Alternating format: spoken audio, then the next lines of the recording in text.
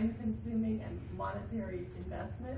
I know it sounds silly because it's just a small flip chart, but so we do look at it every year and make sure have any of the laws changed as it relates to the substance. How do you respond to a bomb threat hasn't changed since 2014 and so forth, and so we believe that it is still valid and accurate. But the point's very well taken, and we do put the dates on there when we revised it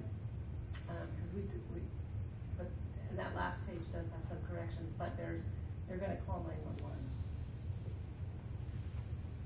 Any other discussion? We have a motion on the floor. All those in favor? Aye. Opposed?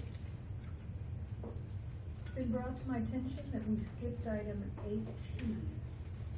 It's a first reading to receive discussion of revised bylaw exhibit 9323 meeting.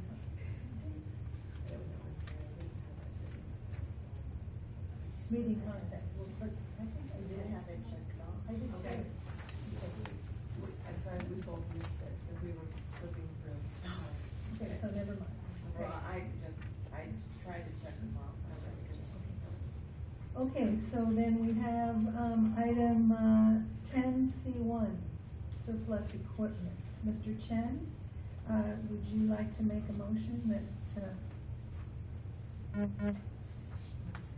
So I took it off. So 10C1, surplus equipment.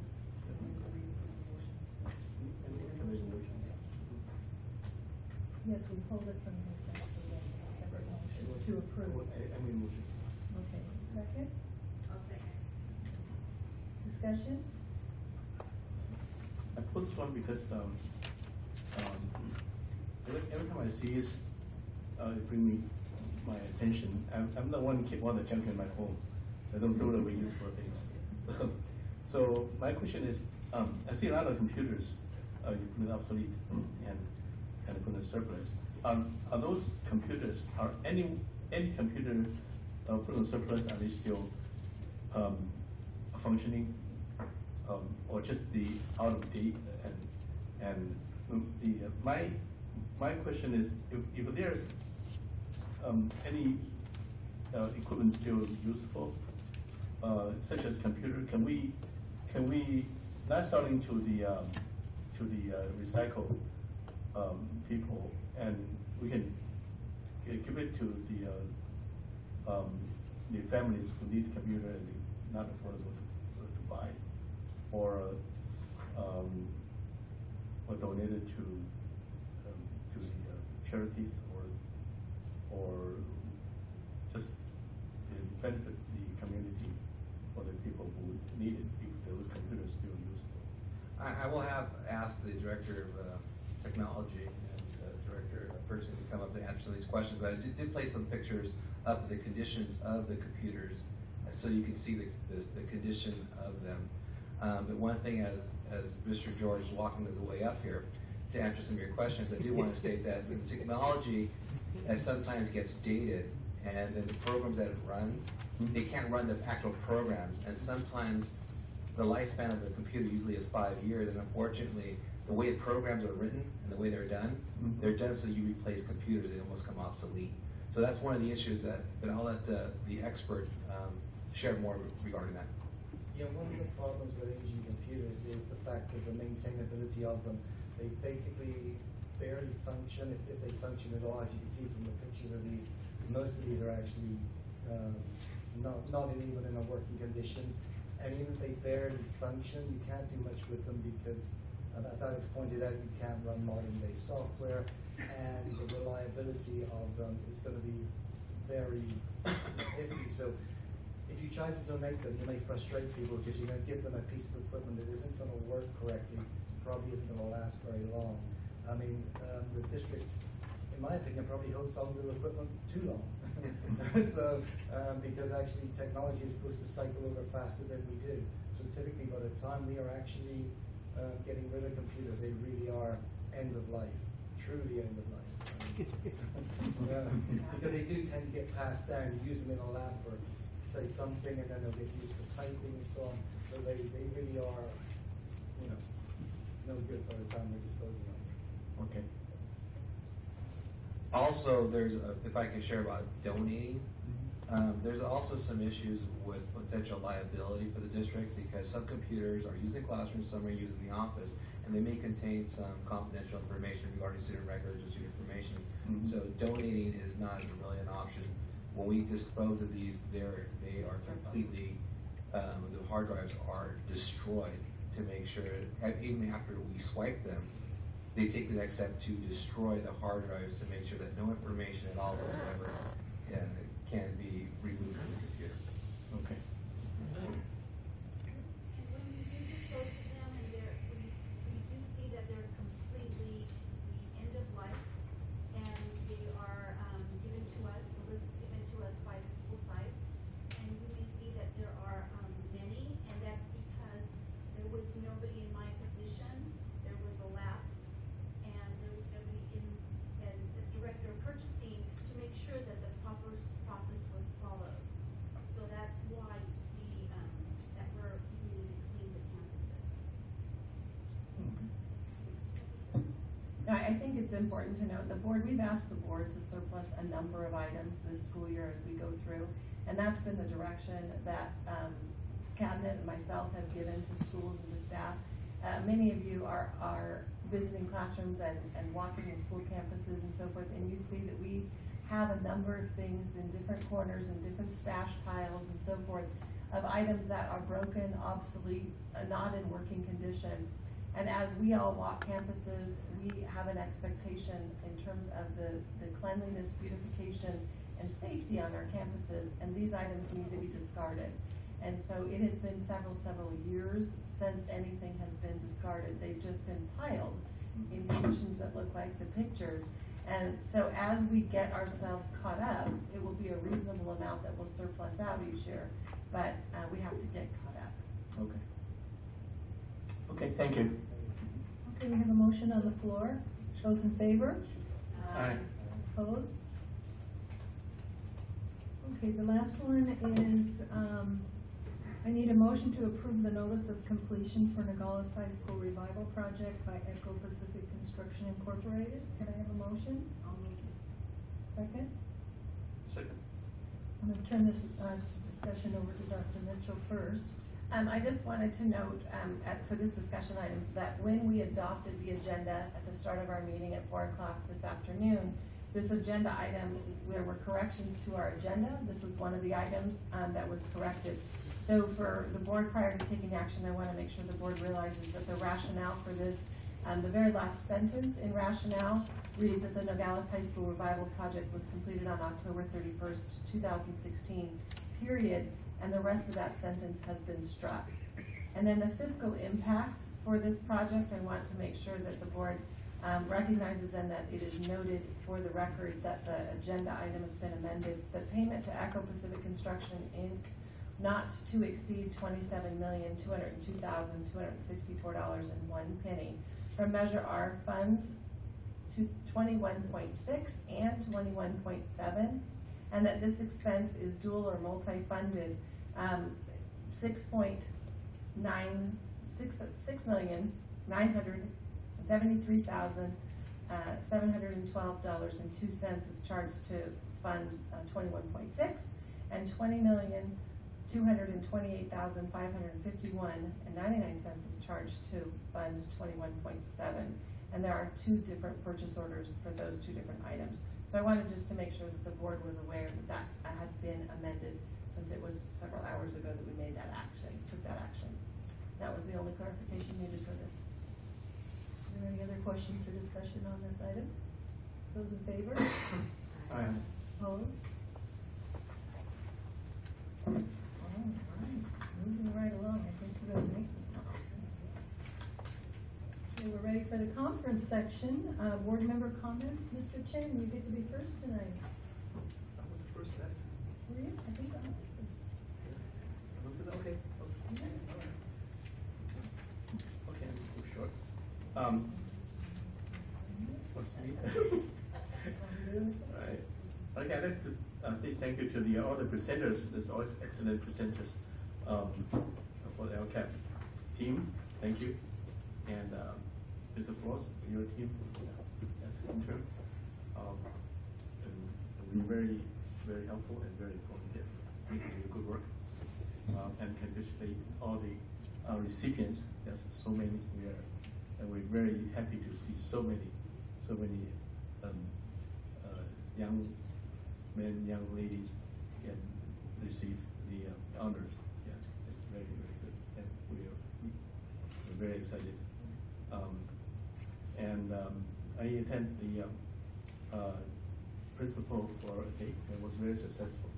And a friend of mine, I met a friend of mine who was the first time the principal, I guess principal, was so excited and kept telling me what he had seen and a lot of good work. And he himself is a news reporter, so he's going to spread out good word for our district. So very good, very good. So and we keep doing that. And finally, I want to bring this to my comments, and it's not political, but I recently found out there's several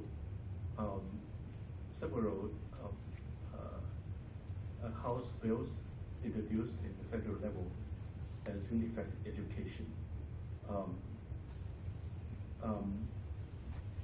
A lot of people don't know about that, but it does affect our life.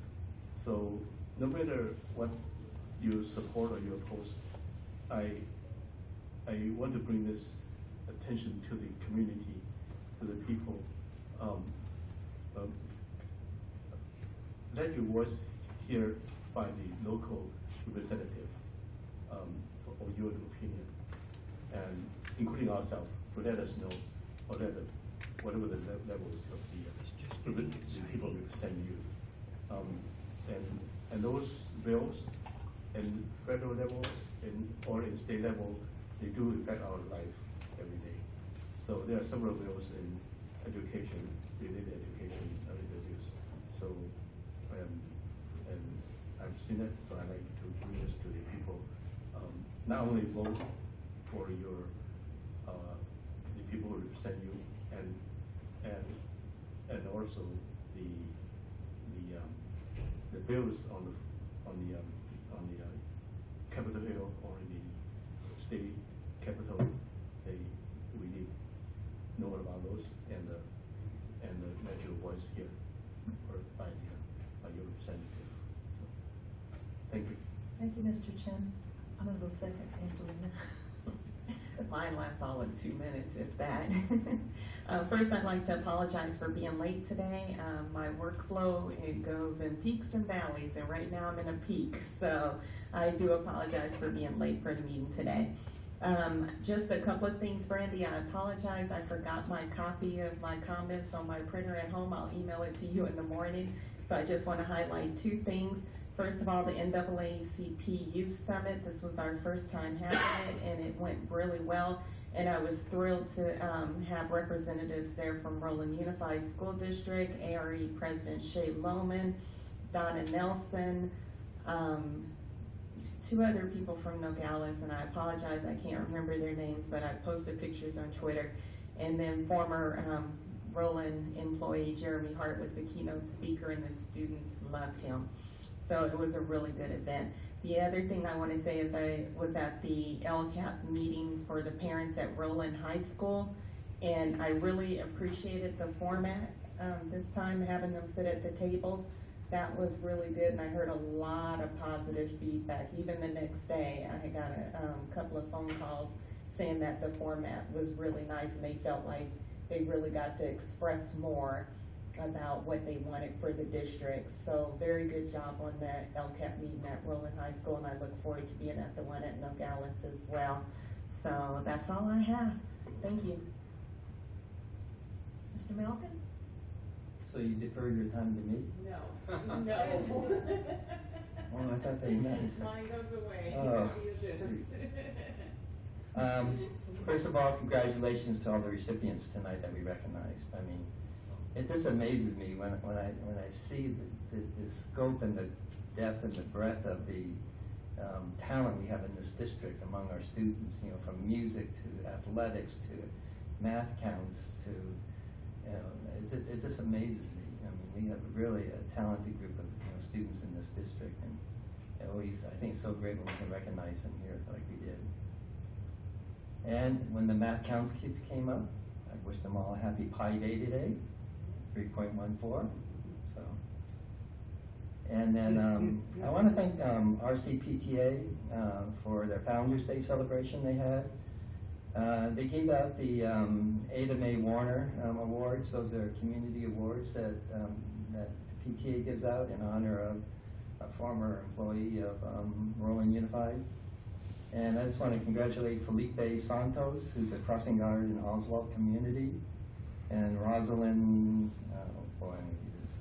Granadozen, she's a night custodian, that's actually an employee of ours, and Kathy Bernal, who was from Jellic PTA. They were recognized for the Ada Mae Warner PTA Awards, and they surprised me also, and I wear their distinction very. It means a lot to me that they recognize me also. Our Kiwanis Club, Heart and Soul, gave out 127 pairs of shoes on the rainiest day of the year. Those poor kids came, they were so wet you couldn't believe it, but we had about 90 of the 127 show up to get their shoes, and they were soaked. But they put a lot of smiles on their faces, and they were very happy. They got a book, and they wrote thank you notes, they got socks. We had representatives there from Senator Josh Newman's office and Assemblyman Philip Chen's office were there. So, and also there was a reporter from San Gabriel Valley Tribune that was there, and he posted pictures on the Tribune's website.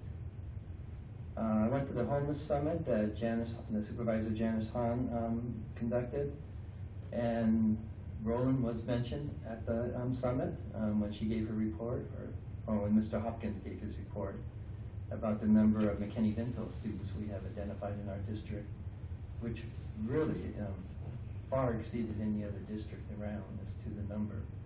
The closest one was about 600. He quoted us at 3,000. I think we're more about 2,400. But still, we've done a very good job at identifying McKinney-Vento students in our district. Visited numerous schools and just want to thank them all for taking their time out of their busy days to show me around. Also participated in the Principal for the Day, and always nice to see what our relationship with ROP and how that all comes together, and more importantly, being associated with the Chamber to see the business people out there. Benoit, who's over in charge of the IMC now, he was just really super impressed with the whole thing.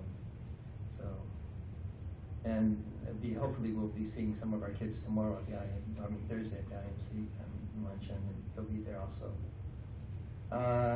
Went also to the LCAP meetings, both community and staff. Again, good turnout. I liked the table discussions. I thought it was good. Did some chaperoning for the Key Club. CTA ARE recognized the Rowland Heights Senior Pathfinders for their donations to the Heart and Soul shoe giveaway that we do. To date, they've donated close to $10,000 for that program. Highlight of the month, seeing John Martinez being duct taped to a wall. You had to have seen it.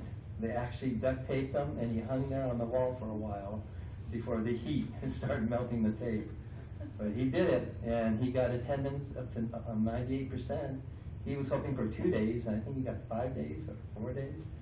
So I admire our administrative staff at these schools, what they do to motivate their students. This is fantastic. And it forms a good relationship. We had a lot of parents that were there, and I thought that was good too. And the music festival left me speechless. I mean, it was such a beautiful program last Saturday. It was worth getting on my sick bed to go to that. It made me feel good. And lastly, the Big Yellow Bus is back again this year. And the Big Yellow Bus is our LA County Fair program. The year before last, before Rowland Heights had a day at the fair, we sent 1,420 students to the fair. to participate in their education programs, not to go on rides. And last year, with the Big Yellow Bus program that Lynn and I were co-chairing, we sent 3,406 students. Big jump. So this year, we need to beat that. We raised 18,000 last year. So I'm asking all of you to help this year. And to help, my partner in crime over here helped me out. You all might have your own yellow bus to carry around. So you all have a yellow bus, you have no excuse now. And wherever you go, you take this yellow bus with you, and you beg for money. Can you stand on the street? And that's all I have. Thank you. Ms. Friedman? Thank you, for people. I have a lot to say, but I'm going to shorten it and only tell you a few things that I went to. Oswald had first I enjoyed the kids and the certificates and telling each one congratulations. That was so nice to recognize them. And then Oswald had an IB exhibition with the 6th graders where they had tents all around and all the classes came to listen. They did research. These 4 6th graders did outstanding at each one, and the topics were great. Read Across America, I would say read across Rowland. I was able to go to 2 elementary schools and enjoyed reading to the primary kids. And the Speak Up contest at Yorvita was amazing. The 5th and 6th grade graders memorized their speeches.